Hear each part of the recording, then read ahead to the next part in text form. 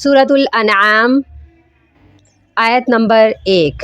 अल्हम्दुलिल्लाहिल्लज़ी खलक़स्समावाति वल अर्ज़ व जअलज़्ज़ुलुमाति वन नूर सुम्मल्लज़ीना कफ़रू बिरब्बिहिम यअदिलून हुवल्लज़ी खलक़कुम मिन तीनिन सुम्मा क़ज़ा अजला व अजलुम मुसम्मन इंदहु सुम्मा अंतुम तमतरून। अल्हम्दुलिल्लाह, तमाम तारीफ़ें अल्लाह के लिए हैं। अल्लज़ी, वो ज़ात, खलक़स्समावाति वल अर्ज़, जिसने आसमान व ज़मीन को पैदा किया, वजअलज़्ज़ुलुमात, और जिसने अंधेरे बनाए, वन नूर, और रोशनी को पैदा किया, सुम्मल्लज़ीना कफ़रू, फिर वो लोग कि जिन्होंने कुफ्र किया, काफिर, बिरब्बिहिम यअदिलून, वो अपने रब के साथ किसी और को शरीक करते हैं, बराबर करार देते हैं। हुवल्लज़ी खलक़कुम, अल्लाह वो ज़ात कि जिसने तुम्हें पैदा किया, मिन तीनिन, मट्टी से, सुम्मा क़ज़ा अजला, फिर उसका अजल, उसका वक्त मुकर्रर किया, व अजलुम मुसम्मन, और एक और वक्त मुकर्रर, इंदहु, उसके पास है, सुम्मा अंतुम तमतरून, फिर तुम शक करते हो। हज़रत अब्दुल्ला बिन अब्बास रज़ियल्लाहु अन्हु ये कहते हैं कि ये पूरी सूरत मक्के में यकबारगी नाजिल हुई है। एक ही मर्तबा ये सूरत नाजिल हुई, और अस्मा बिनते यजीद रज़ियल्लाहु अन्हा वो ये कहती हैं कि जब ये सूरत नाजिल हुई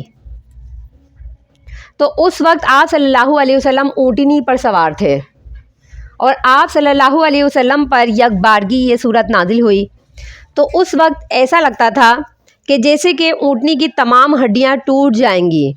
आप सल्लल्लाहु अलैहि वसल्लम के वज़न से और इस सूरत के वज़न से ऐसा लगता था, वो बयान करती हैं कि जैसे कि ऊँटनी पर सवार आप सल्लल्लाहु अलैहि वसल्लम और सूरतुल अनआम के बोझ से उस ऊँट की हड्डियाँ रेज़ा रेज़ा हो जाएंगी, टूट जाएंगी। इस सूरत को इतनी अज़मत हासिल है कि नबी सल्लल्लाहु अलैहि वसल्लम ने फरमाया, जब ये सूरत नाजिल हुई तो आसमान पर इतने फ़रिश्ते थे कि आसमान के किनारे ना दिखाई नहीं देते थे, और तमाम फ़रिश्ते अल्लाह की हम्दो सना और तस्बीह बयान करते थे, और उनकी तस्बीह से तमाम आसमान और ज़मीन गूंज उठे थे। और उनकी तस्बीह करने की वजह से नबी सल्लल्लाहु अलैहि वसल्लम भी अल्लाह की तस्बीह बार बार बयान करते और कहते सुबहानल्लाहिल अज़ीम, सुबहानल्लाहिल अज़ीम। सूरतुल अनआम के जो मबाहिस हैं वो एक खुतबे की तरह बयान किए गए, और इसके अंदर जो सूरतुल अनआम में मबाहिस हैं उसको 7 उन्वानों के तहत बांधा गया।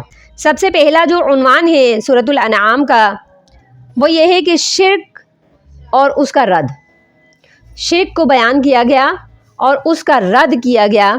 दूसरा, अकीदाए तौहीद को बयान किया गया, अकीदाए आखिरत की तबलीग की गई। फिर तीसरा, जाहिलियत के तमाम तवाहुमात और उनका रद्द बयान किया गया कि जो लोग ज़माना जाहिलियत में जितने भी वहम किया करते थे उन तमाम औहाम को बयान किया और अल्लाह ने उनका रद्द किया। फिर चौथा, अखलाकियात की तलकीन की गई, अखलाके रजीला से बचने की तंबीह की गई, अखलाके रजीला की तंबीह की गई। फिर पांचवा, नबी सल्लल्लाहु अलैहि वसल्लम की दावत का, तबलीग का इस्बात किया गया और लोगों के एतराज़ात बयान किए गए। छठा, जब एतराज़ लोगों ने किए तो नबी सल्लल्लाहु अलैहि वसल्लम को अल्लाह की तरफ से तसल्ली दी गई। फिर सातवां, मुनकिरीन और मुखालिफीन को उनकी गफलत और नादानिस्ता खुदकुशी पर नसीहत और तंबीह की गई। अब ये जो 7 उन्वानात हैं सूरतुल अनआम के, इनको एक ही मर्तबा, एक ही मज़मून को यकबारगी बयान नहीं किया गया, बल्कि अल्लाह ताला का ये अंदाज़ रहा